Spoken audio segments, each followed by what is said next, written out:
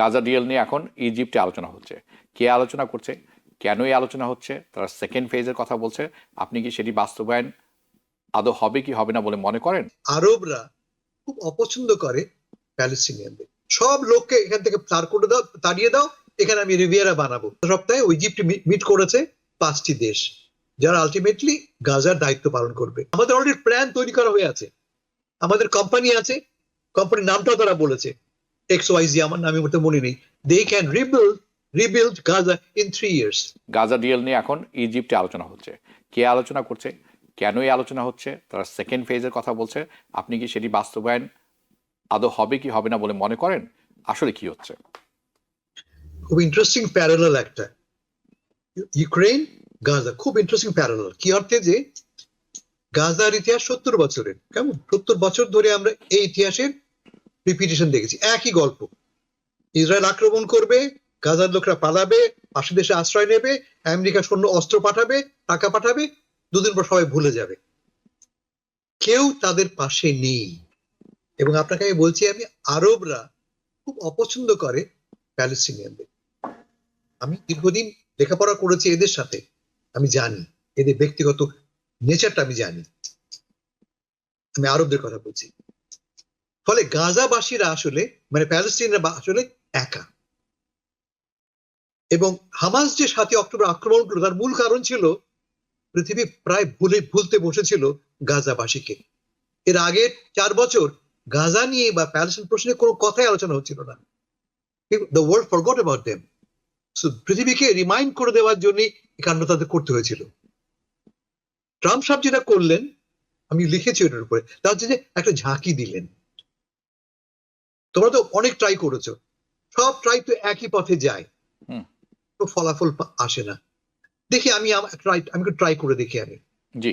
আমি try complete একটা অবিশ্বাস্য, অভাবিত, অদ্ভুত একটা প্রক্রিয়া তিনি নিলেন। কি? সব লোককে এখান থেকে তাড়িয়ে দাও, এখানে আমি রিভিয়েরা বানাবো। এটা কমপ্লিটলি আউটল্যান্ডিশ, ইম্পসিবল, অ্যাবসার্ড এবং ইনসাল্টিং প্রপোজাল। কিন্তু ফলটা কি হলো? উনি বললেন, ঠিক আছে, আমার প্রস্তাবটা বাজে, what is your proposal, what do you have on the table. উনি একজন ব্যবসায়ী মানুষ, আমি তাকে ডিফেন্ড করছি না, আমি trying to explain what Trump is. He is transactional. উনি যে কোনো ডিল মেকার। তো আমি আমার প্রথম দান চাললাম, হোয়াট ইজ ইউর দান।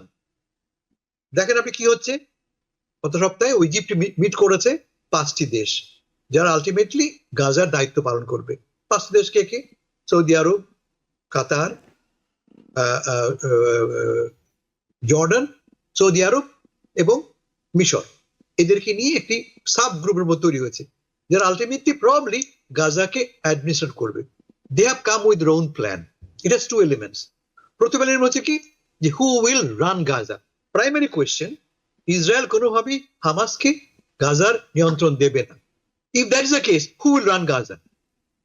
ইজিপ্টের প্রস্তাব হচ্ছে যে একটা মাল্টিন্যাশনাল আরব ফোর্সেস পিসকিপ করবে এবং Palestinian non political technocrats will be in charge. Palestinian technocrat, non political. So there is a mechanism in place. Who will rebuild it? এটা বলছে যে আমরাই করব। $50 billion কথা বলা হচ্ছে এবং মোস্টলি মেবি কুয়েত, কাতার এবং অন্যান্য এমিরেটসরা টাকাটা কন্ট্রিবিউট করবে।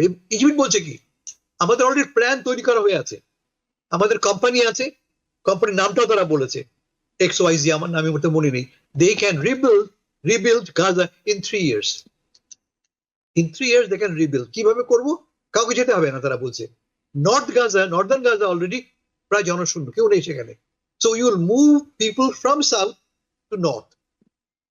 টেন্ট তারা থাকবে সময় আমরা বিল্ড করা শুরু করব।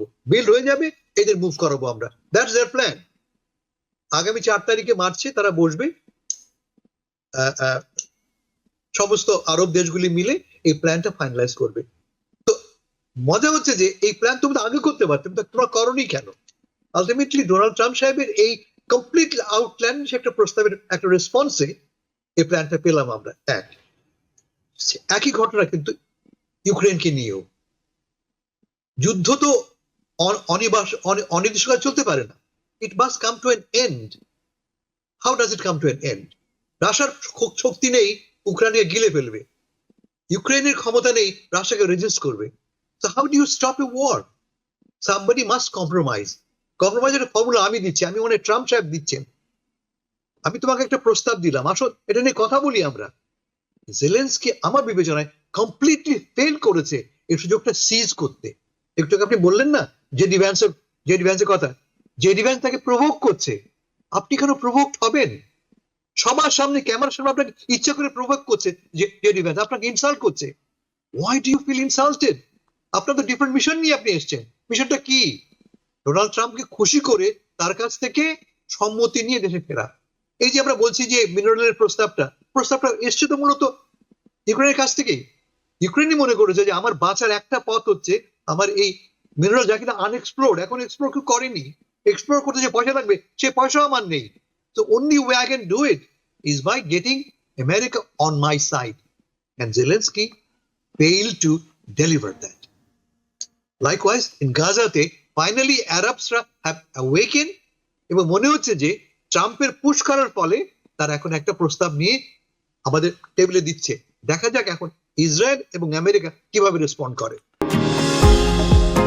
নিউ ইয়র্ক থেকে সম্প্রচারিত TVN 24 টেলিভিশন বিশ্বজুড়ে বাঙালির কণ্ঠস্বর।